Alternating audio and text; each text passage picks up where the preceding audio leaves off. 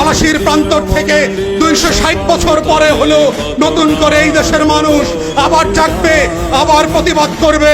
যদি মনে করে থাকেন পুলিশের গাড়ি দিয়ে, ভেহিকেল দিয়ে, কানন দিয়ে, র্যাবের গুম খুনের ইতিহাস জমা করে, পিডিআর দিয়ে, সেনাবাহিনী দিয়ে বাংলাদেশের 20 কোটি মানুষের স্বাধীনতার সম্ভাবনা আকাঙ্ক্ষাকে হত্যা করবেন, বোকার স্বর্গে বাস করছেন।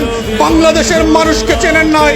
তারা নতুন করে যখন জাগবে, আওয়ামী লীগের কাফন কেনার টাকা পাওয়া যাবে না, কবর দেওয়ার মাটি পাওয়া যাবে না।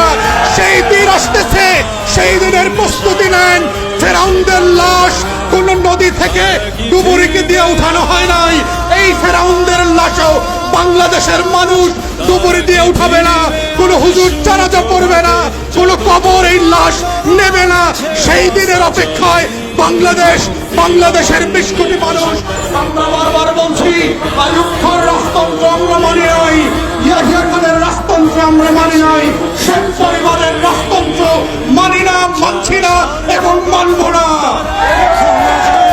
ছেলে মেয়েরা যখন ভোটার বিরুদ্ধে পাবলিক বিশ্ববিদ্যালয়গুলোতে আন্দোলন করছে, তখন আজকে মাত্র আমরা দেখলাম বরিশালে, কুমিল্লাতে, চট্টগ্রামে, ইভেন শাহবাগে আজকে পুলিশের সাজোয়া গান দিয়ে আমার দেশের তরুণ তরুণী শিক্ষার্থীদের উপরে গুলিবর্ষণ করা হচ্ছে, লাঠিচার্জ করা হচ্ছে। এটা পাঞ্জাবের আমল না, পাকিস্তানিদের হাতে আমরা বন্দী না, এটা 190 বছরের জমিদারি শাসন না।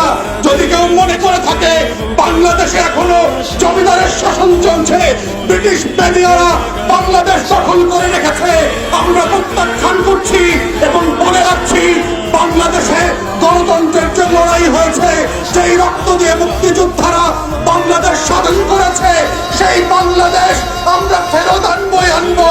কোটা থাকবে না, ইদার শেখ পরিবার, হাসিনা থাকবে, না হয় বাংলাদেশের 20 কোটি মানুষ থাকবে।